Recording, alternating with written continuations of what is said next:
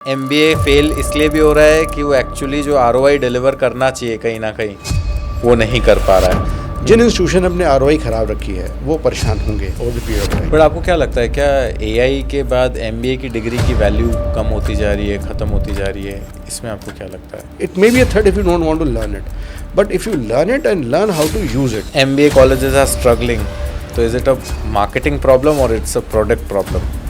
Product problem. आज हमारे साथ हैं डॉक्टर शैलेश रस्तोगी जी, और शैलेश रस्तोगी जी हमें बताएंगे कि आज के टाइम में इंडिया में जो सबसे बड़ा चैलेंज जो फेस कर रहे हैं दैट इज़ एमबीए कॉलेजेस। तो मुझे रिसर्च जिसे मैं, जो कि आज मेरा सबसे स्ट्रॉन्ग पार्ट है, मेरा रिसर्च है, मैं रिसर्चर बेसिकली, वो मुझे वहाँ पे समझ में आया कि मुझे रिसर्च करनी चाहिए। बी स्कूल को क्या करना चाहिए? आज के टाइम में बहुत सारे बी स्कूल खुल गए हैं, तो एक्चुअल में एक बी स्कूल को क्या करना चाहिए? तो वो जो इंस्टीट्यूशन वैल्यू एडिशन पे काम नहीं कर रहे हैं, वो मुझे लगता है कि that is the most important thing which people should work. आपको क्या लगता है आज के टाइम में आपकी जो ये रिसर्च है, इसके हिसाब से अगर हम इंडिया के एमबीए कॉलेजेस देखेंगे तो कितने परसेंटेज ये 0.7 से ऊपर?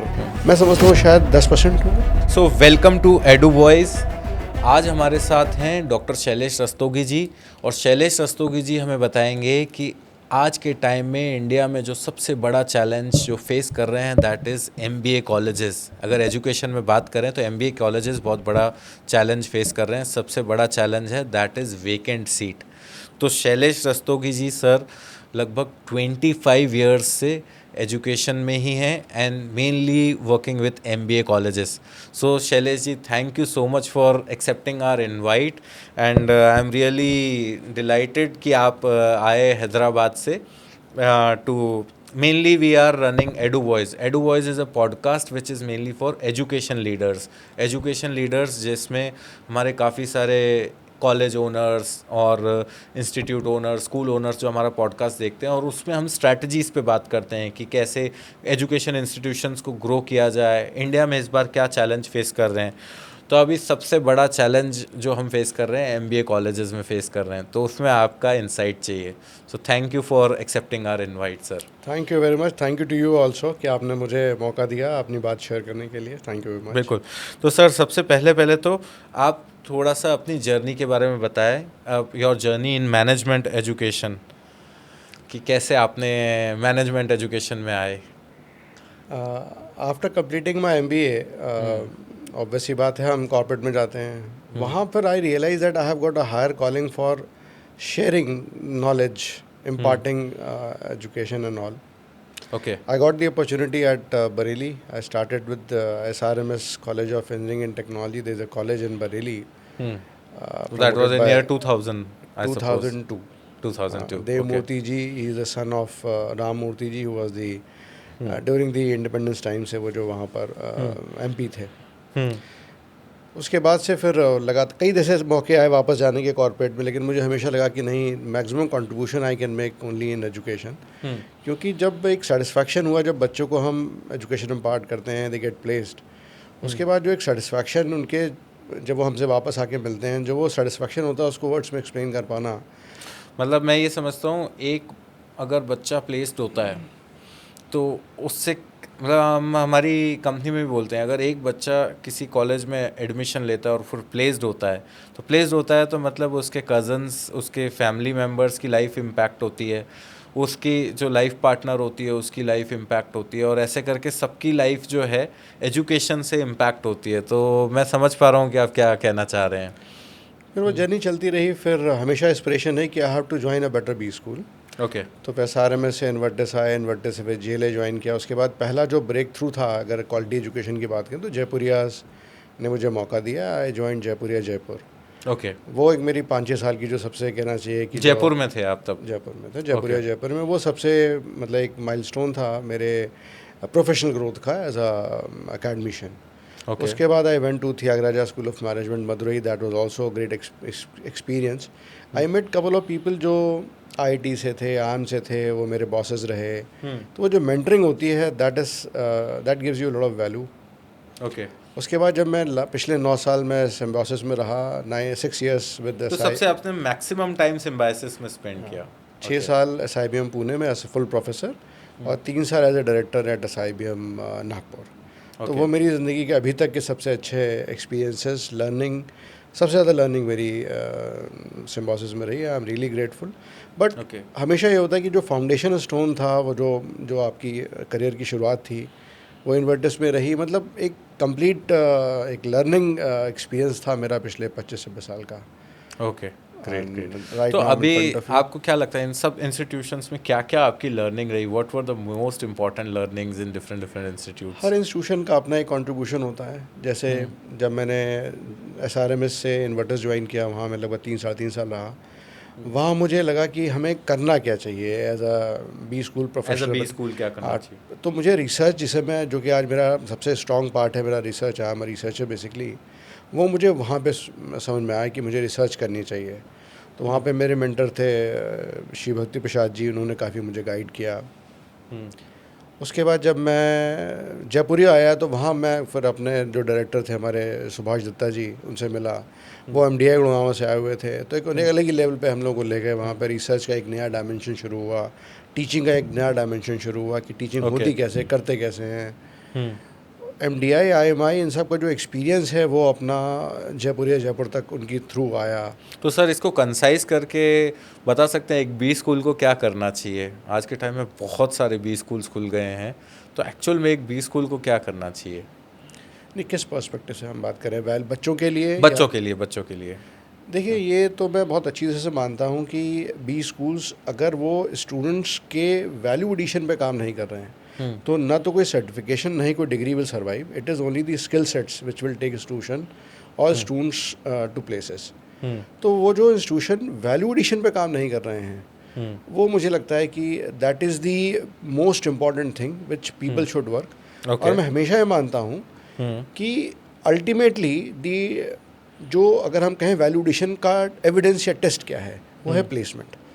बी स्कूल्स प्लेसमेंट एजेंसीज नहीं हैं, लेकिन अगर आप क्वालिटी प्लेसमेंट, अच्छी प्रोफाइल, जॉब प्रोफाइल्स, अच्छे पैकेजेस अगर बच्चों को आपके नहीं मिल रहे हैं, तो उसका मतलब है आपकी वैल्यू, जो प्रोपोजिशन आपने बच्चों को दिया है, उसमें कुछ कमी है, जिसके कारण कंपनीज नहीं ले रही है। तो आप उसे जैसे चाहे देख लें, आप कुछ भी कह लें कि साहब जॉब दिलाना मेरा काम नहीं है, सो ऑन सो फोर्थ।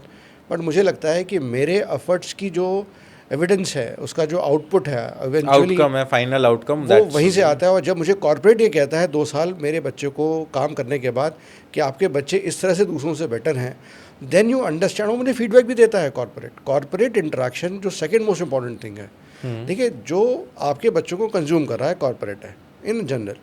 आप जितना ज़्यादा कॉर्पोरेट जो आपके बच्चों को हायर करते हैं और उनसे काम करा रहे हैं, उनसे जितना आप टच में रहेंगे, आपको ये समझ में आता रहेगा कि आपकी वैल्यू जो इम्पार्ट आपने करी है, मैं वैल्यू ही कहता हूँ, एजुकेशन नहीं है, वैल्यू क्या आपने इम्पार्ट करी है, इसके लिए आपने क्या इम्पार्ट करी है, उसमें जो गैप है वो आपको समझ में आता है।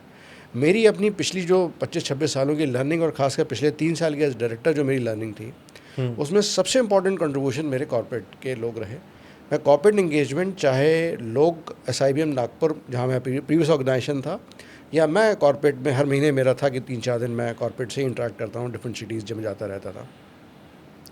उससे जो मेरी लर्निंग आई है, मुझे समझ में आता था कि हम क्या कर रहे हैं और हमें क्या करना चाहिए, वेयर आर द गैप्स। वो मेरे लिए सबसे ज़्यादा लर्निंग रही। और इसी की वजह से मुझे लगता है कि मेरे को क्लैरिटी है इस बात की कि what exactly I should do, so that मेरे बच्चे को, जो स्टूडेंट हमारे साथ जुड़ते हैं, उनको क्या वैल्यू एडिशन करानी चाहिए, कौन से उनको स्किल बेस्ड एक्टिविटीज़ या सर्टिफिकेशन कराने चाहिए, and so on so fourth. Okay. तो ये चीज़ मुझे ऐसा लगता है कि कितने ऐसे हेड ऑफ़ द ऑर्गेनाइजेशन होंगे जो अपने महीने के 4 दिन 5 दिन जो है कॉर्पोरेट के पास जा कर के उनसे पूछे, उनसे दोस्ती करें, उनसे समझें कि सर ये नहीं, प्लेसमेंट के लिए नहीं, सब पूछें कि साहब आपको क्या चाहिए, क्या दिक्कत आ रही है, आपको क्या चाहिए, हाँ। मतलब आप what do you look forward to in a student, इतनी बेसिक में जा कर के, और लगातार उनसे इंटेलेक्चुअल डिस्कशन करना इस तरह का, वो मुझे लगता है सबके बस की बात नहीं। उसके बाद करने के बाद जब ग्राउंड पे, देखिए, आइडिया आना और एग्जीक्यूट कराना 2 अलग बातें हैं। तो उसके लिए मेहनत चाहिए होती है, और आपको अपनी टीम को लेकर के उसको मोटिवेट करना, ना तो स्टूडेंट आपका साथ देगा, ना ही फैकल्टी, ना स्टाफ, उन सबको एक साथ लेकर चलाना, उसको अपने वैल्यू, अपने जो आपने लर्निंग करी है उसको ग्राउंड पे एग्जीक्यूट कराना, वो मुझे लगता है कि वो एक सेकंड मोस्ट इम्पॉर्टेंट थिंग होती है। तो कहीं ना कहीं मैं दोनों चीज़ें कर सका। मुझे ऐसा लगता है कि सारे बी स्कूल्स इस काम को करने में इतने आसानी से सक्सेसफुल नहीं हो पाएंगे, नहीं कर पा रहे हैं, ये डिफ़िकल्ट प्रपोजिशन है। ओके। और अब आपने जैसे बीएसएम ज्वाइन किया, आप ऑलरेडी एसआईबीएम के डायरेक्टर थे, तो आपको क्या ऐसा किक लगी कि that you said yes to a brand new kind of school? What was the thought process at that time? What was the deciding thought process? देखिए, जब मैं प्रमोटर से मिला 2-3 दफ़े मेरी मुलाकात रही प्रमोटर से, बद्रुकाज से, तो मैंने एक उनमें महसूस किया कि उनका एक कमिटमेंट है कि वो एक देखिए, Badrukas are not new in education. पहला कॉमर्स कॉलेज प्राइवेट में बद्रुकाज ने कंबाइंड आंध्रा में शुरू करा 1950 में। ओके। और जो फाइनेंशियल इम्प्लीकेशन थे वो कॉन्फिडेंशियल मैटर नहीं डिस्कस कर रहा हूँ। पहला उस्मानिया यूनिवर्सिटी से एफिलेटेड कॉलेज बद्रुका का था, कॉमर्स का। Okay. उस वक्त एमबीए इंस्टीट्यूशन नहीं थे। ओके। ग्रेजुअली उन्होंने एमबीए इंस्टीट्यूशन नहीं बनाया, लेकिन वो रीजनल रहे। उनकी कभी कोई एस्पिरेशन नहीं थी कि इस वैल्यू को अनलॉक करें। 10,000 से ज़्यादा बच्चे इस वक्त अलुमनाई होंगे और बहुत अच्छी अच्छी पोजीशन पे हैं। बहुत सारे सीए जो आपको हैदराबाद में मिलेंगे वो 90% हो सकता है कि बद्रुका से ही उन्होंने अपने कॉमर्स कोर्स को करा हुआ हो। तो बद्रुकाज आर नॉट न्यू। अब ये जो मुझे यहाँ पर क्या, मैंने पूछा उनसे कि आप बीएसएम क्यों, तो उनका कहना है कि भाई उनके पेरेंट्स जो मतलब जो अभी प्रमोटर हैं, उनके पेरेंट का लास्ट विश ये थी कि भाई एक इंस्टीट्यूशन ऐसा बनाया जाए बिज़नेस के फील्ड में ही, एमबीए जैसा, जो कि एक ऑल इंडिया लेवल पर प्रेजेंस रखता हो। तो अब जब मैं वापस आया तो ऑब्वियसली बात है, वी शेयर्ड कि भाई मुझे जाना चाहिए नहीं जाना चाहिए। तो मुझे एक बात तो समझ में आ गई कि Badrukas are very clear, the promoter Shri Krishna Badrukas ji, वो एकदम क्लियर है, उनका रिजॉल्व और कमिटमेंट इतना क्लियर है कि भाई कोई ना कोई तो आएगा ही। अच्छा, ऑलरेडी मेरे पहले 2 लोग आ चुके थे और दे कुड नॉट कंट्रीब्यूट। मुझे लगा शायद जिस तरह से हो सकता है वैसा नहीं हुआ, तो मैंने सोचा कोई तो आएगा ही आएगा, मैं नहीं तो कोई और सही। और उनका विजन है कि उन्हें इंडिया का एक मतलब नामी गिरामी कोई ऐसा इंस्टीट्यूट तो बनाना मैंने है। अपने आप को पूछा कि भाई do you have that in you, कि तुम एक ज़ीरो से इंस्टीट्यूशन उठा सकते हो। अच्छा, वो बाकी और चीज़ों के लिए वो तैयार थे, मतलब कि भाई आपको ये चाहिए, वो बेनिफिट चाहिए, ये चाहिए। तो मैंने कहा ये मुझसे एक चीज़ चाहते हैं। मैंने कहा अच्छा क्या मैं चैलेंज ले सकता हूँ? तो somehow it clicked me, it appeal to me. और मैं भी सिम्बोसिस से मेरी लर्निंग हो चुकी थी, एक सैचुरेशन आ चुका था, मुझे भी थोड़ा चेंज चाहिए था। तो कहीं 2 बातें मिल गई और मैंने हाँ कर दी और I'm in front of you. आपने 330 प्लस रिसर्च पेपर्स पब्लिश किए हैं, तो मतलब मोस्ट इंस्टीट्यूशन लीडर्स जो मैंने देखा है कि जब आप एक सीनियर लेवल पे, एडमिन लेवल पे, एडमिनिस्ट्रेशन वाले लेवल पे आ जाते हैं तो वो स्लो डाउन कर लेते हैं। तो आप कैसे उसको मैनेज करते गए, और उसमें से सबसे मोस्ट एक्साइटिंग रिसर्च पेपर क्या था जो एक रिसर्च आप शेयर करना चाहेंगे? देखिए, पहले तो मैं आपके first part of the question को आंसर करूँगा कि मेरा बहुत पुराना मानना है टीचर्स के लिए और बी स्कूल प्रोफेसर्स के लिए भी, कि देखिए आप आधे अधूरे टीचर क्यों बनना चाहते हैं। मेरा मानना है टीचर का मतलब क्या है कि अगर आप बिज़नेस पढ़ाते हैं तो बिज़नेस को चलाना, उसमें कंट्रीब्यूट भी तो करिए। जैसे ही आप ये कहते हैं आपको एडमिनिस्ट्रेटर वाला रोल प्ले करना होगा, फिर आप केवल रिसर्च करते हैं और अच्छे टीचर नहीं है, ये भी एक प्रॉब्लमेटिक बात है। आपको बहुत सारे लोग मिल जाएंगे जो रिसर्च तो करते हैं, क्लासरूम में दे फेल। तो मेरा ये मानना है कि और तीनों चीज़ें लगभग एक बैलेंस में होनी चाहिए। तो मेरा शुरू से कन्विक्शन रहा, आज से नहीं, बहुत शुरू से, और मैं मेंटेन करता चला आया हूँ। अभी भी मुझे लगता है कि ये मेंटेन किया जा सकता है कि आप इस प्रोफेशन में हैं तो आप देखिए बिना सोचे आप कैसे रहेंगे, सोचिए भाई। और आपको सिर्फ क्या अपने टॉपिक चेंज करने पड़ेंगे। हो सकता है कल आप किसी और टॉपिक पे कर रहे थे, अभी आप किसी और टॉपिक पे काम करेंगे, लेकिन you can't stop thinking if you are a professor. तो आप एडमिनिस्ट्रेटर हैं तो क्या हुआ, कुछ तो। अब ये भी मुद्दा है ना कि भाई बी स्कूल में ऐसा क्या होना चाहिए जो नहीं हुआ, ये भी एक टॉपिक हो सकता है रिसर्च का। तो इसलिए मैं कभी रुक नहीं सका और अभी भी मेरे प्लान्स क्लियर हैं कि मुझे रिसर्च और इस एरिया में और क्या करना है। Okay. Second part of the question जो आपने कहा कि अपनी जो आपकी जो, मैं 2 एरिया पे मैंने अभी जो आज की तारीख में मेरा काम चल रहा है। एक तो मैं इनसबऑर्डिनेशन पे काम कर रहा हूँ। इनसबऑर्डिनेशन का मतलब ये कह लीजिए कि मैं मान रहा हूँ कि एम्प्लॉयज़ जब टीम में होते हैं तो लीडर्स के ऊपर तो बहुत सारी बातें कर ली जाती हैं, बट किसी एम्प्लॉय को ये नहीं बताया था कि तुम्हें क्या क्या करना चाहिए to be a good subordinate. Leader सब बना देते हैं। अब ये अस्यूम कर लिया जाता है कि ए good subordinate will automatically become a good leader. लेकिन भाई आखिर बताइए, फनल है, ऊपर तो पिरामिड बनेगा, एक ही 2 लोग ऊपर जाएंगे, बाकी लोगों का क्या होगा। तो मैं उस एरिया पे काम कर रहा हूँ, जो रिसर्च पेपर आप कह सकते हैं। दूसरा एक वर्क प्लेस टॉक्सिसिटी पे काम कर रहा हूँ। मुझे लगता है कि एक लीडरशिप डेफिसिट होती है सभी ऑर्गेनाइजेशन में, क्योंकि लीडर होना बड़ा ज़रूरी है। मुझे लगता है कहीं ना कहीं एक डेफिसिट है। और वो परकुलेट होती है वर्क प्लेस टॉक्सिसिटी में। लोग कहते हैं वर्क प्लेस टॉक्सिसिटी में मेरा बॉस या उसका boss, toxicity percolates from the top, आप उसे जिस भी फॉर्मेट में ले लें। तो आप कह रहे हो कि टॉप पे काम किया जाए, टॉप से फिर नीचे लेकिन ये सबसे मुश्किल काम है, आप टॉप को तो समझा ही नहीं सकते, ये तो बात है। तो एक वो चीज़ कहते हैं ना, आपको यहाँ पे काम करना है, there are two things you have to follow. One is boss is always right, second is don't forget first. When boss is wrong, see rule number 1। तो वर्कप्लेस टॉक्सिसिटी मैं क्यों कह रहा हूँ कि पोस्ट कोविड मेंटल हेल्थ बहुत important हो गई है। आप अगर आप स्टैटिस्टिक्स उठाइएगा तो आप देखेंगे बहुत सारे लोग पोस्ट कोविड जॉब छोड़ रहे हैं या कंपनी स्विच कर रहे हैं, ऑर्गेनाइजेशन स्विच कर रहे हैं, mental health. People have started valuing mental health. तो ये मेरा दूसरा एरिया है जिसमें मैं काम कर रहा हूँ। अभी नहीं मालूम अगले साल कहाँ तक पहुँचूंगा, बट हाँ, this is my latest interest areas for doing research. Great sir, दोनों काफ़ी एक्साइटिंग टॉपिक्स हैं एंड डेफिनेटली जैसे ही रिसर्च आए तो आप मुझे भी शेयर कीजिएगा। अब मेन मुद्दे की बात करते हैं सर, कि इस साल MBA कॉलेजेस ने सबसे बड़ा डेफिसिट देखा।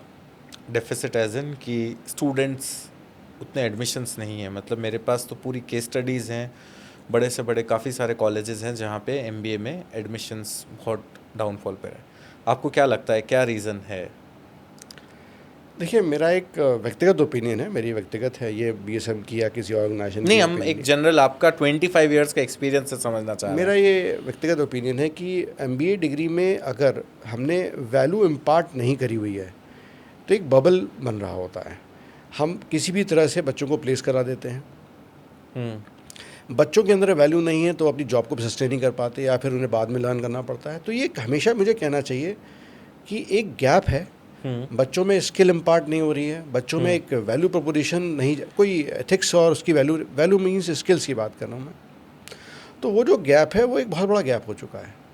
और अगर आप ये कहें कि आज की तारीख में क्या हुआ कि AI और जो जॉब्स AI की वजह से भी और अदरवाइज़ भी एक कोर्स करेक्शन चल रहा है। अब ये देखा जा रहा है कि भाई बच्चे को एग्जैक्टली स्किल्स क्या आती हैं। अभी तक क्या था कि लोग सर्टिफिकेशन और डिग्री पे थे, लेकिन जब ही कॉर्पोरेट ने देखना शुरू करा स्किल, तो आप सरप्राइज होंगे, मेरे पास कॉर्पोरेट का फीडबैक है, there are good number of people, students जब इंटरव्यू में बैठते हैं तो अपनी वो डिग्री और सर्टिफिकेट को डिफेंड नहीं कर पाते। उन्होंने कहा कि मैंने ये सर्टिफिकेशन कर लिया है, लेकिन उस पर जब रिलेवेंट क्वेश्चंस पूछे गए, दे वर अनएबल टू आंसर। तो आप कॉर्पोरेट को हम बेवकूफ़ नहीं समझ सकते। कॉर्पोरेट पीपल आर, भाई देखिए, जो आपको पैसे देगा वो समझदार होता है। तो मुझे लगता है ये जो गैप है ये कोर्स करेक्शन है। और जो इतने सीरियस प्लेयर्स हैं, जो लोग वास्तव में लिप सर्विस के बियॉन्ड जाकर के एक्चुअली वैल्यू पे ध्यान दे रहे हैं कि मैं बच्चों को के साथ काम कर रहा हूँ, उनको सभी तरह से बेटर बना रहा हूँ, मुझे लगता है मेरे पास उसका भी डेटा है जहाँ मैं आपको कहूँगा कि एक्सेप्शंस कौन कौन हैं इसी सिनेरियो में। तो मुझे लगता है कि जो ऑर्गेनाइजेशन, जो B स्कूल्स बच्चों के वैल्यू एडिशन पे ध्यान दे रहे हैं, उन्हें कहीं पर कोई भी ऐसी कोई दिक्कत, ऐसी कोई प्रॉब्लम नहीं है। तो केवल कहना चाहिए जो लोग सिर्फ for the purpose of doing something else, purpose of doing numbers कह लें, और भी कुछ हो सकता है। तो जहाँ पे एजुकेशन नहीं है वहाँ पर ही प्रॉब्लम, और ये प्रॉब्लम का कोर्स करेक्शन कहीं ना कहीं मुझे लगता है शायद ऑब्वियस है, हर मार्केट में कोर्स करेक्शन होता है। तो I think that this is, और ये AI की वजह से थोड़ा सा एक्सपीडाइट हो गया। सर, एक MBA कॉलेज की मतलब क्या ROI भी निकालते हैं? तो वो ROI कैसे निकालते हैं? देखिए, डिफरेंट अप्रोचेस हैं। मैंने जो अभी पिछले 4-5 महीने से 6 महीने से मैं फॉलो कर रहा हूँ, न्यूमरेटर में आप ऊपर रखिए एवरेज सैलरी, डिनोमिनेटर में आप ट्यूशन फ़ी रखिए। अगर आपकी वेरिंग फ़ी है, कई इंस्टीट्यूशन की होती है, तो आप एवरेज ट्यूशन फ़ी रखें। क्योंकि तो बच्चे के लिए ट्यूशन फ़ी, उस बच्चे ने तो ओवरऑल मान लो अगर X स्टूडेंट ने अगर X खर्चा किया तो वही उसकी पूरी फीस है। देखिए क्या होता है कि कुछ इंस्टीट्यूशन हैं जो कि कंपलसरी आपके रेजिडेंशियल प्रोग्राम है, कुछ नॉन रेजिडेंशियल प्रोग्राम है। आप एप्पल को ऑरेंज के साथ कंपेयर करने बैठेंगे तो गड़बड़ हो जाएगी। तो इसलिए मेरा मानना है कि आप जो ट्यूशन फी है वो रखिए, मतलब कॉमन लाइए ना। फिर देखिए, you can not compare two different things, okay, क्योंकि कुछ कोर्सेज ऐसे हैं जो फुल रेजिडेंशियल नहीं है, कुछ फुल रेजिडेंशियल हैं, तो आप you can not penalise those institution. तो इट इज जस्ट, मान लीजिए अगर 50,000 सैलरी मिल रही है एवरेज 50,000, 6 लाख रुपए साल की, और मान लीजिए जो फीस है that is let's say 8 lakh rupees दोनों साल की। हाँ ठीक है, 6/8 शुड बी दी ROI। ये मेरा अपना अप्रोच है कैलकुलेट करने का। और मैं आपको परफॉर्मेंस इंडिकेटर, मेरी जो लिमिटेड अंडरस्टैंडिंग है, 0.7 से ऊपर होना चाहिए। अगर 0.7 से बिलो है, there is a question mark कि वो वैल्यू नहीं डराइव हो रही है। मतलब बच्चे को जो वैल्यू फॉर मनी होना चाहिए था, जो उसने इन्वेस्ट किया in terms of paying the fee, वो उससे डराइव नहीं हो रही है। और आपको बहुत सारे, अगर आप देखेंगे, आपने जो भी थोड़ी पहले आप क्वेश्चन पूछ रहे थे, जिन इंस्टीट्यूशन अपने ROI ख़राब रखी है वो परेशान होंगे over the period of time. Okay, so जिनकी दिस ROI शुड बी 0.7 और मोर। और मोर, मतलब इसमें ये है कि आप न्यूमरेटर में अपना पैकेज रखेंगे, एवरेज पैकेज, एंड डिनोमिनेटर में आप ट्यूशन फी, दोनों साल की ट्यूशन इनटू 100। और अगर आपका 0.7 या 0.7 से ऊपर है, that means the college is good. यहाँ कॉलेज से मल्टीप्लाई नहीं कर रहे हैं, वरना 70% हो जाएगा। 0.7 अगर इसके ऊपर है, इसका मतलब institution is doing reasonably good. और मोर द मेरियर, जितना ज़्यादा है उतना अच्छा। ओके, ये तो काफ़ी अच्छा वो पॉइंट है मेरे हिसाब से। आपको क्या लगता है आज के टाइम में, आपकी जो ये रिसर्च है इसके हिसाब से, अगर हम इंडिया के MBA कॉलेजेस देखेंगे तो कितने परसेंटेज ये 0.7 से ऊपर कर पाएंगे? ये बहुत अच्छा क्वेश्चन है। मेरे पास की स्टैटिस्टिक्स नहीं है, मैं आपको बॉलपॉक एस्टिमेट दे रहा हूँ, मतलब अपना अंदाज़ा है। मैं समझता हूँ शायद 10% होंगे। मतलब 100 कॉलेजेस है, केवल 10 कॉलेज ही ऐसे होंगे जो ये 0.7 मार्क से ऊपर जा रहे होंगे। 15 कह लीजिए, अगर मैं बहुत कंजर्वेटिव हो रहा हूँ। कुछ ऐसे रीजनल प्लेयर्स हैं, रीजनल इंस्टीट्यूशन है जिनका ROI भी 0.7 से ऊपर है, बट उतने ऑल इंडिया लेवल पर नहीं है। ऑल इंडिया लेवल पे आप बात करेंगे तो मैं कहूँगा 10% से ऊपर नहीं। ओके, तो मतलब ये है कि MBA फेल इसलिए भी हो रहा है कि वो एक्चुअली जो ROI डिलीवर करना चाहिए कहीं ना कहीं वो नहीं कर पा रहा है। मेरी अंडरस्टैंडिंग यही है, with my limited knowledge on this issue. मेरे पास एग्जैक्ट स्टैटिस्टिक्स नहीं है, ये मेरा अंदाज़ा है, but I don't think so मैं कोई ज़्यादा 10-20% से ऊपर गलत हूँगा। ओके, अगर आज प्लेसमेंट्स डिसअपियर हो जाए कि प्लेसमेंट नहीं करा रहे हैं, तो क्या ये MBA कॉलेजेस सर्वाइव कर पाएंगे? लॉजिकली और प्रैक्टिकली दोनों तरह से कोई मतलब नहीं है। फिर MBA करने का कोई मतलब ही नहीं है। देखिए, प्रोफेशनल प्रोग्राम क्यों करे जाते हैं? ताकि बच्चे के अंदर एम्प्लॉयबिलिटी जनरेट की जाए। और अगर कोई इंस्टीट्यूशन ये कहता है कि नहीं, मैं आपको प्लेसमेंट तक लेके नहीं जा पा रहा हूँ, तो मुझे लगता है कि we are not doing the job completely of giving the education, that to professional education. तो मेरा तो ये मानना है। लेकिन हाँ, यहाँ पर आप एक ये कर सकते हैं कि ऑडिटिंग शुरू हो सकती है, क्योंकि प्लेसमेंट स्टैटिस्टिक्स का इन्फ्लेट होना, सही नहीं होना, ये बड़े प्रश्न हैं। इसके लिए कोई एक्सटर्नल ऑडिटर हो सकता है जो इन ऑडिटिंग इनको करके हर इंस्टीट्यूशन की जो रिपोर्ट्स हैं, लेकिन बहुत ही अजीब तरह का काम है ये। इसको कैसे सही से करा जाएगा मुझे नहीं मालूम, बट हाँ, अगर आप कहें कि वो प्लेसमेंट में कुछ करना चाहिए तो शायद एक ये चीज़ हो सकती है, how to audit the placement statistics of B school. ये एक मैटर ऑफ कंसर्न हो सकता है, क्योंकि अभी सब जगह सब के सब वही प्लेसमेंट के फ़ोटोज़ बड़े से बड़े, और अब तो सब वीडियोस बना के कि I am studying in this college, I have got secured placement of this. वो 4 वीडियो बनते हैं और 4 वीडियो पे 40,000 से 4 लाख रुपए स्पेंड होते हैं मेटा पे, और उस पर काफ़ी अच्छा पॉपुलेशन का वो गेम चलता है। तो मैं आपको उसका ग्रे साइड बताता हूँ, फ्लिप साइड उस स्टोरी क्या है। देखिए, बच्चे इतने स्मार्ट हो चुके हैं कि आपने बच्चे का नाम बताया एक्स, जिस बच्चे को पता करना था उसने उसको गूगल उस पर सर्च करा, लिंक्डइन पे उस पर गया, उसने डायरेक्ट मैसेज किया। और यकीन मानिए, जो स्टूडेंट होते हैं वही सही इन्फॉर्मेशन, मैं हमेशा कहता हूँ, आपका करंट या पास आउट स्टूडेंट से बेटर एडवर्टीजमेंट नहीं होता। अगर आपने उसको वैल्यू डिराइव करी है, उसे प्लेसमेंट उस लेवल की मिली है जिसके लिए वो तैयार था, आपको कुछ और आप ओवर द ईयर्स करें ना करें, वो आपका सबसे बेस्ट एडवर्टीजमेंट है। तो बच्चे बहुत स्मार्ट होते हैं, जितने इन्फ्लेटेड आइडियाज़ होते हैं वो बहुत आराम से बच्चे पता लगा लेते हैं कितने % इन्फ्लेशन चल रहा है, कितने % डेटा इन्फ्लेटेड है।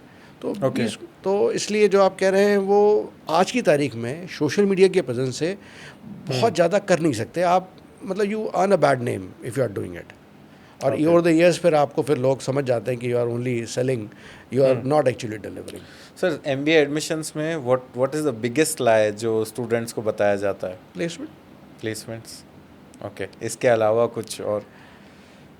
मेरे ख्याल से प्लेसमेंट ही बिगेस्ट लाई होती है। दूसरा कि हम, आपने 25 साल दिए हैं, आपने सब देखा है।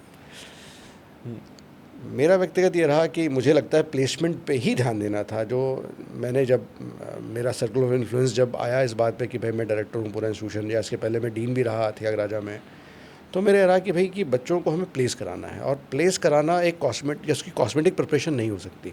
आप आपको उस पर काम करना पड़ेगा। तो मेरा हमेशा बड़ा ये रहा कि मुझे लगता है कि पहले तो काम करिए, उसके बाद उसके क्योंकि उसको बताना क्या, बहुत स्टूडेंट्स ऐसे होते हैं जो बता नहीं पाते, कम्युनिकेशन वीक है, चाहे एक्सप्रेशन नहीं देना आता, तो उस पर काम किया जाता है, मैं नहीं कह रहा हूँ उसको, लेकिन सबसे पहला काम है बच्चे का वैल्यूडेशन।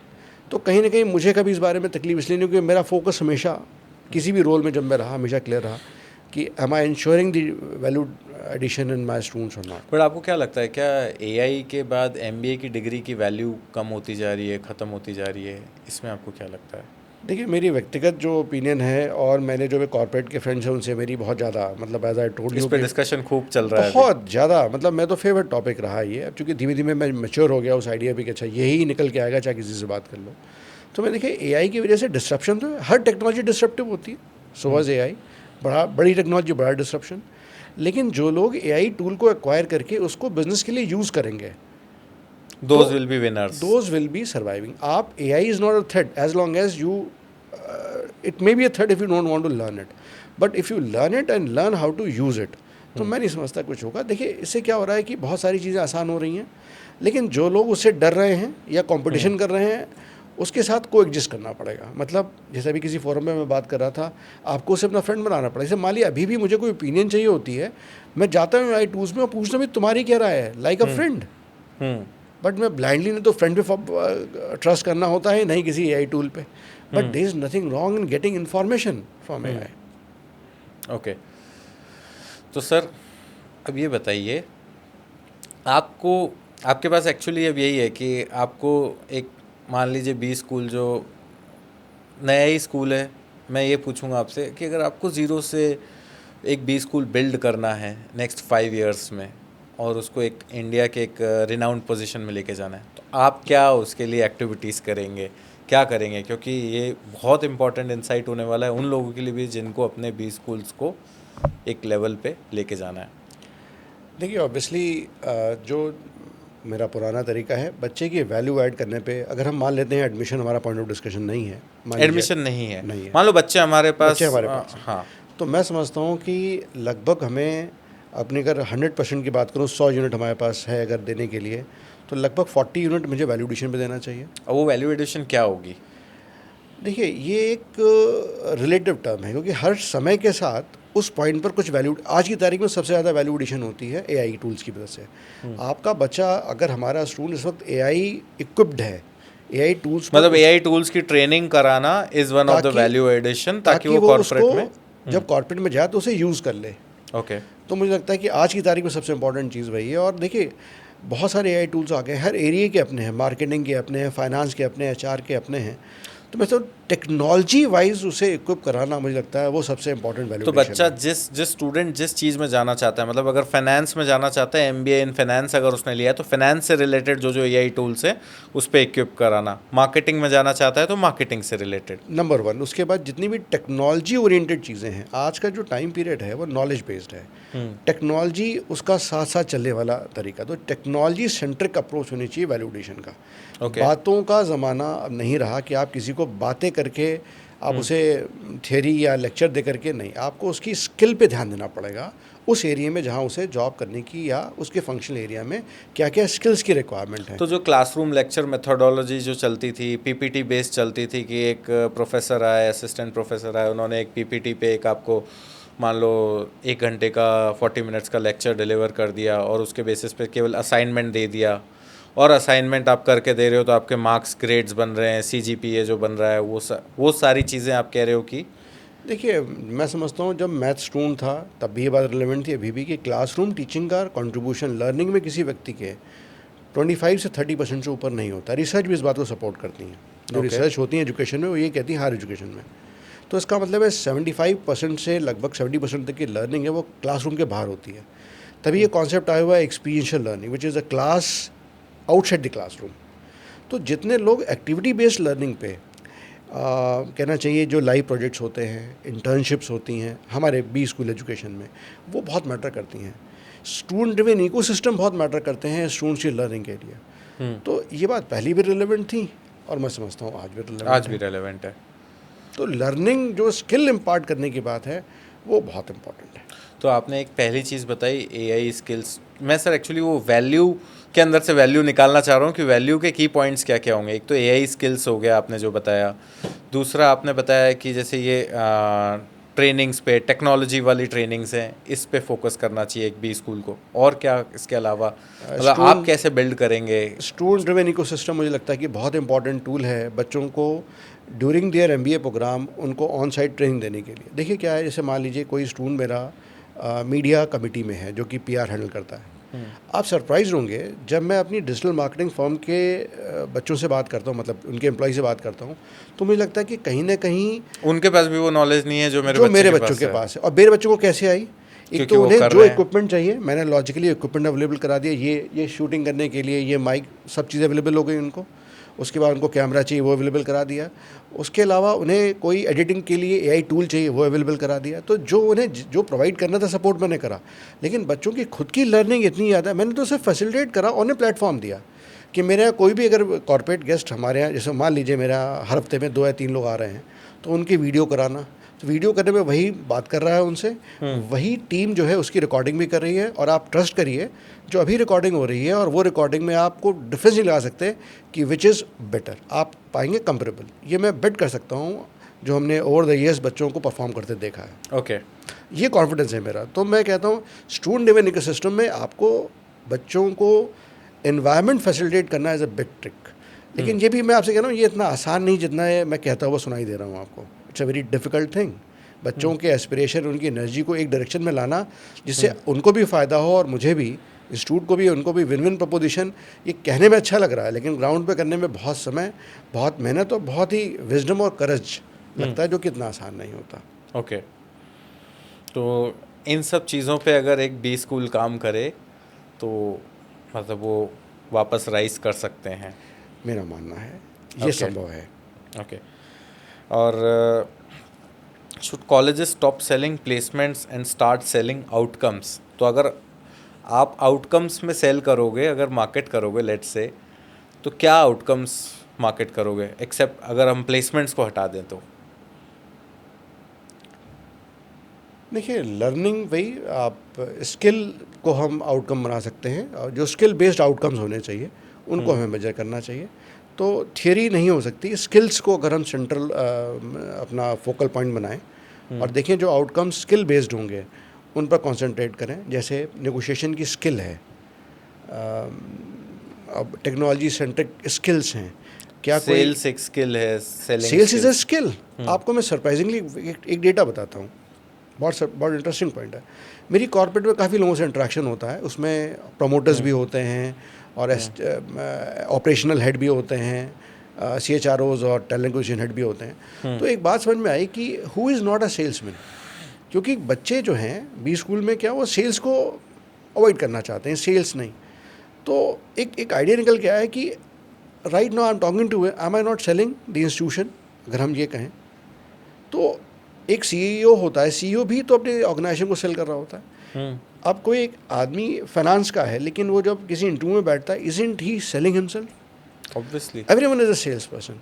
तो ये मुझे कॉर्पोरेट समझ में आता है कि ये बच्चों को ये बात समझाना कि भाई सेल्स इज़ एन इम्पॉर्टेंट। लेकिन अब देखिए वही ना, how you make people agree to something. तो जो आप आउटकम की बात करें तो ये जो अंडरस्टैंडिंग है, इस तरह की नॉलेज है, जो स्किल बेस्ड आइडियाज़ हैं और इस तरह की जो कंसेप्चुअल क्लैरिटी है, उससे बेस्ड अगर आउटकम रखे जाएंगे तो अगर प्लेसमेंट को आप हटा दें तो मुझे लगता है कि एक अच्छे आउटकम्स हो सकते हैं। ओके गॉट इट, ये बात आप सही कह रहे हैं। अब MBA कॉलेजेस आर स्ट्रगलिंग, तो is it a marketing problem और it's a product problem? Product problem. Okay. And many institutions blame declining admissions on fewer students. Do you think that colleges are selling same thing, सब कुछ same चल रहा है या क्या? Colleges को introspect करने की ज़रूरत है। What are they offering? बच्चों को एडमिशन के बाद क्या देते हैं आप? ये सोचने वाला सवाल है। और जो लोग इस बात को सोचते हैं और उस पर काम करते हैं, जैसे मैंने आपसे कहा ना कि corporate is the best place to get the feedback, मेरा मानना है। देखिए कोई फीडबैक, आप बच्चों से क्या फीडबैक, पेरेंट्स से feedback, corporate is the best people to provide you feedback कि भाई जो आपने प्रोडक्ट बनाया, स्टूडेंट्स को नॉलेज इम्पार्ट करी और वो प्लेस हुए, तो जो क्यूमुलेटिव विजडम आपकी इकट्ठी होती है कॉर्पोरेट के बाद से, वो आपको सर्विस। देखिए कॉर्पोरेट क्या करते हैं, वो भी चलते रहते हैं। मतलब दे ऑल्सो अंडरस्टैंड कि मार्केट में देखिए उन्हें भी अपने प्रोडक्ट को सेल करना होता है किसी कॉर्पोरेट को, तो वो किस तरह के लोगों की ज़रूरत, उनको उस तरह के मार्केट को हैंडल करने के लिए उनकी भी रिक्वायरमेंट चेंज होती रहती है। तो सबसे अच्छा फीडबैक तो मुझे लगता है कि जो भी स्कूल्स बच्चों को क्या दे रहे हैं as per the requirement of corporate, इस बात को ध्यान में रखकर आगे चल रहे होते हैं। मैं समझता हूँ कि उनको ना आज दिक्कत होनी चाहिए और नहीं कल कोई दिक्कत आएगी। हाँ, लेकिन जो इस मिसमैच में है कि कॉर्पोरेट से बात ही नहीं करते, आप मान लीजिए मैं आपको कितने एकेडमिशन बता सकता हूँ कि उनको कॉर्पोरेट से बात करना, एक दिस ऑलवेज अ डिवाइड। और मेरा अप्रोच एकदम उल्टा है।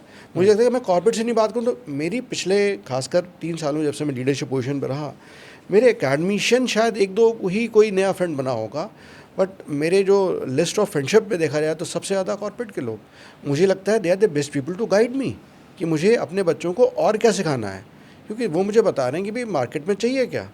तो मुझे लगता है they are the best people. और देखिए जो लर्निंग आपकी इनफॉर्मल तरह से हो सकती है वो फॉर्मल सेटअप में मुश्किल हो जाती है। तो when you become friends with corporate you understand कि कॉर्पोरेट को चाहिए क्या, और आप बहुत आराम से अपने प्रोग्राम को उसके अकॉर्डिंग अडाप्ट कर सकते हो और इंश्योर कर सकते हो कि आपका बच्चा प्लेसेबल है कि नहीं है। Okay, got it.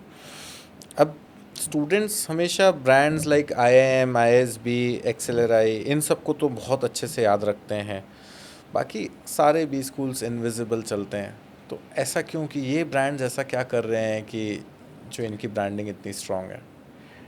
देखिए इसका तो कोई भी, देखिए परसेप्शंस का कोई भी जवाब नहीं हो सकता, ये बहुत पुरानी बात है। कोई भी परसेप्शन अगर है तो है, और ब्रांड हैव देयर वैल्यूज़, इसका कोई भी मतलब कोई दूसरा ऑप्शन नहीं, दिस ऑप्शन लेस, इसका कोई सोल्यूशन नहीं है। Brands have been selling, they will sell and they are selling in the future also, कोई सोल्यूशन नहीं। पर आपको नहीं लगता अभी जैसे IIMs और IITs इनका जो मेन काम होता था that was to give value, but इनको भी आजकल बहुत सारे टारगेट्स दे दिए गए हैं सो कॉल्ड प्रोग्राम सेल करने के लिए। जैसे आज मैं मेटा पे काफ़ी सारे एड्स देखता हूँ, एग्जीक्यूटिव MBA, एग्जीक्यूटिव दिस, तो और उसमें उनके टारगेट्स भी बहुत बड़े बड़े होते हैं, 50 करोड़, 20 करोड़, 50 करोड़, ऐसा ऐसा सबका अलग अलग कोर्स वाइज टारगेट्स होते हैं। तो टीचर्स या सारी लोग टीम उसमें उसी टारगेट्स में लगा दी गई है। क्या ये अलग टीम होती है या वही टीम होती है IIM की जिनको? चलो मैं आपको कुछ अपनी एक्सपीरियंस बताता हूँ। आज के 15-16 साल पहले मैं एक इंडिया के टॉप नॉच IIT में गया, उसके मैनेजमेंट डिपार्टमेंट में, और मैंने एक ट्रेनिंग प्रोग्राम करा FDP का। अच्छा, मेरा जो बजट होता था उस इंस्टीट्यूट में जहाँ मैं काम कर रहा था तो ख़त्म हो गया था, अपनी जेब से पैसे दिए मैंने। और जब मैं आया तो मुझे लगा मैंने तो कुछ नहीं सीखा। और एक डोमेस्टिक मतलब रीजनल लेवल पर जो एक इंस्टीट्यूट था वो सेम ट्रेनिंग दे रहा था, और लगभग 1/10 कॉस्ट पर, और लो प्रोफाइल व्यक्ति, कोई बड़ा नाम, मेरी लर्निंग ज़्यादा अच्छी थी। वो मेरा पहला इनकाउंटर था ये मानने का कि name brand are having no sense, पहला। दूसरा, मैं एक दूसरे IIM में गया साउथ में, और मैंने वहाँ पर एक कोर्स करने गया फिर हफ्ते भर का, वो खैर कॉलेज स्पॉन्सर्ड था, कोई बात नहीं थी उसमें, लेकिन वहाँ पर मैंने देखा कि उस कोर्स के दौरान और कोर्सेज़ को सेल करने के लिए उनकी मार्केटिंग टीम आई। तो मैंने उसको बुलाया, मैंने पूछा भी तुम क्यों सेल कर रहे हो? तो यू आर सेलिंग लाइक कि एक छोटा सा कोई इंस्टीट्यूट है वो अपने प्रोग्राम सेल कर रहा है। तो मुझे ये महसूस है जो आप ये बता रहे हैं ना कि आज की तारीख में टारगेट्स जीने लग गए हैं कि भाई तुम अपना मेन कोर्स के बजाय जो उनका मेन PGP प्रोग्राम है, पोस्ट ग्रेजुएट प्रोग्राम, उसके लिए तो बच्चे इतने साल मेहनत करके, इतनी लाइनों में लग के, इतने एग्ज़ाम्स क्लियर करके, इतना टफ वो जो है वो दे के वहाँ पे आ रहे हैं, और इंस्टीट्यूट तो अपने टारगेट्स पूरे करने में लगा हुआ है। मतलब ये हुआ कि जो मैं कह रहा हूँ कि इनको क्या है कि ये अपने ब्रांड को देखा जाए, in a way I am very sorry to tell, but dilute कर रहे हैं। मिसयूज़ करने वाली बात नहीं, डाइल्यूट तो बात है क्या कि जो लोग इस प्रोडक्ट को खरीद रहे होते हैं, जो कि ब्रांड पे हो रहे होते हैं, they are not that informed people. अब जैसे हम फाइनेंस में कहते हैं कि भाई आपने इन्वेस्ट करा लिया किसी से, उसको बताया नहीं रिस्क कितने हैं, but as long as people are happy and they feel that they have got some value, I don't know who has got what value. वो लोग जा नहीं पाए IIT में तो वो देखते हैं इस बहाने से जा पाए। और अब एक चीज़ और मार्केटिंग हो रही है इसमें कि आप अगर इनका प्रोग्राम लेते हैं तो आप IIT के कैंपस को एक्सेस कर सकते हैं, और कैंपस के आप मेंबर माने जाओगे एज लाइक एल्यूमिनाई, या नॉर्मल स्टूडेंट की तरह माने जाओगे, तो वो चीज़ करके भी सेल कर रहे हैं। तो आई थिंक मतलब स्टूडेंट्स के साथ क्या हो रहा है, हाँ ये एक प्रॉब्लम है, और ये बातें सेलेबल हैं कि भाई आपको एलुमनाई स्टेटस मिल जाएगा, which is sold like hot cake. लोग कहते हैं साहब मैं IIM का एलुमनाई हो जाऊँगा, और वो उस प्रोग्राम को जो कि लो स्टैंडर्ड लो वैल्यू प्रोग्राम है उसको भी लोग खरीद लेते हैं। तो ये सब प्रॉब्लम्स हैं। और आप जो कह रहे हैं ना क्या प्रॉब्लम है, तो प्रॉब्लम ये है कि आखिर B school, top notch B school, high brands क्या कर रहे हैं आखिर, are they concentrating on what they are actually delivering? तो इसका कोई सोल्यूशन नहीं है। ओके, तो सर अब इसमें मैं तो अभी भी उसी पे आता हूँ कि आपने जैसे 3 पॉइंट्स बताए, इसमें टीचर्स को क्या करना चाहिए, जो एमबीए कॉलेजेस के फैकल्टीज़ को क्या करना चाहिए टू गेट दिस चेंज? एक तो ये हो गया कि कॉलेज को ओवरऑल इन 3 चीज़ों पे फोकस करना चाहिए, बट फैकल्टी भी अभी तक जैसे वही क्लासरूम टीचिंग प्रोग्राम और उसी तरह के प्रोग्राम्स कराए जा रहे हैं, तो उनको कैसे ट्रेन किया जाएगा, उस पर क्या स्टेप्स लेंगे? देखिए, इस बात को मैं 2 तरह से एड्रेस करूँगा। पहला, देखिए आज की तारीख में रेटिंग रैंकिंग की वजह से रिसर्च पे बहुत ज़्यादा ध्यान दिया जा रहा है। तो एक class of teachers, faculty members मिल जाएंगे आपको, हमारे बी स्कूल में मिल जाते हैं, जो कि केवल रिसर्च करते हैं एंड दे सर्वाइव, क्योंकि उससे इंस्टीट्यूशन को फ़ायदा होता है रेटिंग रैंकिंग में। तो उन्होंने टीचिंग, न तो उन्हें इंटरेस्ट बचा है जिन्हें थोड़ी बहुत आती थी, और नहीं लोग अपनी टीचिंग स्किल्स को एक्वायर करना चाहते हैं। ओके, जैसे एक टीचर को एकेडमिक एडमिनिस्ट्रेशन भी आना चाहिए, वैसे टीचर को टीचिंग भी आनी चाहिए। लेकिन केवल 1/3 करके वो सर्वाइव कर रहे हैं and they are making good money, क्योंकि अब कुछ अच्छे बहुत सारे इंस्टीट्यूशन हैं जो कि बहुत हैवी इंसेंटिव देते हैं पब्लिकेशन के। तो टीचिंग को लेकर के एक बहुत बड़ी प्रॉब्लम रिसर्च है। आप इसे जैसे चाहे परसीव करें, but that's a big problem. आपको बहुत ही कम लोग ऐसे मिलेंगे जो तीनों एरियाज़ में रहना चाहते हैं, या उसके लिए बहुत मेहनत करनी पड़ती है। दूसरी प्रॉब्लम क्या आती है कि कितने टीचर इतना मेहनत करना चाहते हैं कि वो सोचते हैं कि साहब कि मैं एक्टिविटी बेस्ड टीचिंग करूं, मैं स्किल बेस्ड टीचिंग करूं।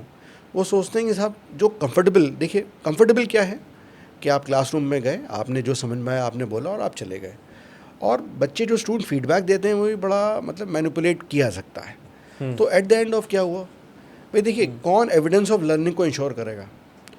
एग्ज़ाम्स आपने अच्छा नहीं पढ़ाया, आपने कम अच्छा क्वेश्चन पेपर बनाया, बच्चे भी पास हो गए, आप भी खुश, वो भी खुश, but where is the evidence of learning? उसका कोई भी कहना चाहिए असेसमेंट, ये जो एक्रेडिटेशन एजेंसी हैं वो थोड़ी बहुत हेल्प करती हैं, चाहे एनबीए हों चाहे AACSB हों, ये तभी एविडेंस ऑफ लर्निंग के बारे में बात तो करती हैं। ओके, वो इंश्योर करती हैं कि साहब टीचर ने एक्चुअल लर्निंग करी कि नहीं करी। वहाँ पे आउटकम बेस्ड एजुकेशन को लेकर के इश्यूज आते हैं, अपने खैर प्लस एंड माइनसेस हैं, लेकिन फ़र्क पड़ता है इन सब बातों से। तो टीचर को लेके 2 बातें, रिसर्च एक प्रॉब्लम है, और टीचर जो टीचिंग कम्युनिटी है उसमें मुझे लगता है कि अच्छे खासे लोग आपको मिलेंगे जो पॉपुलैरिटी के बारे में ज़्यादा परेशान रहते हैं, क्योंकि इंस्टीट्यूशन की गलती है। इंस्टीट्यूशन ने क्या करा कि वो फीडबैक सिस्टम बना दिया। स्टूडेंट एक परफॉर्मर की तरह टीचर को हैंडल करता है, फिर वो कि कौन स्टूडेंट तो फीडबैक देगा कि कहीं ऐसा नहीं हो टीचर का ध्यान रखते हुए वो फीडबैक देता है सारे। परफॉर्मेंस कैसी थी, परफॉर्मेंस स्टेज परफॉर्मेंस कैसी थी, उसकी टीचिंग परफॉर्मेंस, क्योंकि जब कोई टीचर किसी बच्चे की लर्निंग पे ध्यान देगा, टीचिंग लर्निंग पे ध्यान देगा, तो थोड़ा टफ भी होगा। तो आप ये पाएंगे कि टीचर्स भी कॉम्प्रोमाइज़ कर लेते हैं कि भाई I have to ensure that I get reasonably decent feedback. तो ये 2 बातें जो मुझे लगता है कि कहीं ना कहीं हम बहुत सारे लोग इस सब चीज़ों के लिए रिस्पॉन्सिबल हैं। हाँ, बट एक अच्छी लीडरशिप बी स्कूल में अगर है या किसी भी एकेडमिक इंस्टीट्यूशन में है, तो दोनों चीज़ों को हैंडल कर सकती है, कोशिश कर सकती है कि रिसर्च की वजह से टीचिंग ख़राब नहीं हो, और साथ ही साथ में जो स्किल बेस्ड टीचिंग है, असेसमेंट को लेकर के, एविडेंस ऑफ लर्निंग के विषयों को लेकर के अच्छे से काम किया जा सकता है। ये डूएबल है, बट चैलेंजेस हैं, जैसा आप मुझसे पूछ रहे थे क्या होना चाहिए। तो ये 2 प्रॉब्लम जो मुझे लगता है कि एक बड़ी प्रॉब्लम है। इस वजह से टीचिंग प्रोफेशन, टीचर्स कहीं ना कहीं टीचिंग को, जो कि एक मेन जॉब हुआ करता था, उसको लेके कुछ मतलब एक प्रॉब्लम है। बिल्कुल।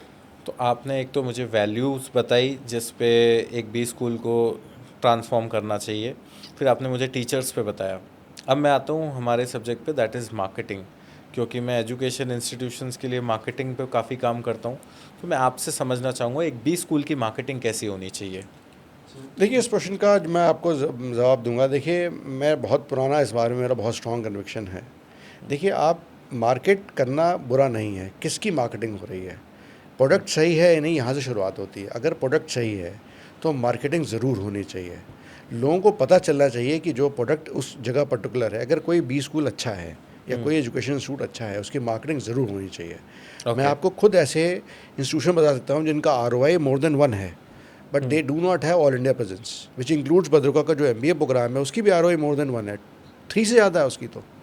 ओके, बट आप में से कितने लोग जानते हैं भद्रका का एक बी स्कूल है जो कि MBA दे रहा है, उसकी फ़ीस सिर्फ 2.4 लाख 2 सालों की है। नहीं, नहीं जानते।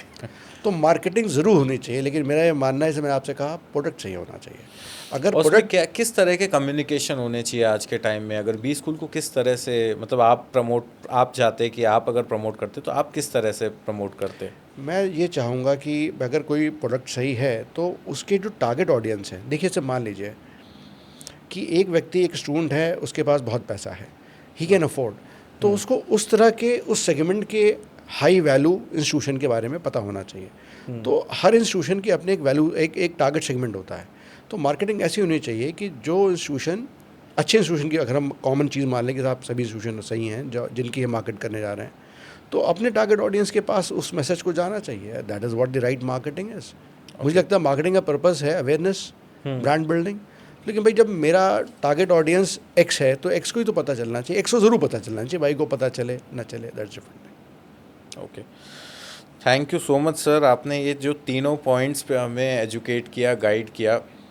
आई थिंक बाकी भी जो कॉलेज ओनर्स हमें देख रहे हैं, they will also learn from this and get some changes जो उनको चेंज करने चाहिए, which are very much important.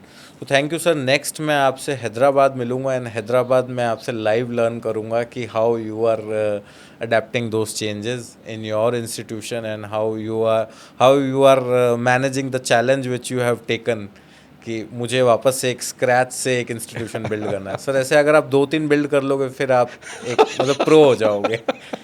So thank you sir, thank you for Thank you very much for talking on such important issues. Thank you.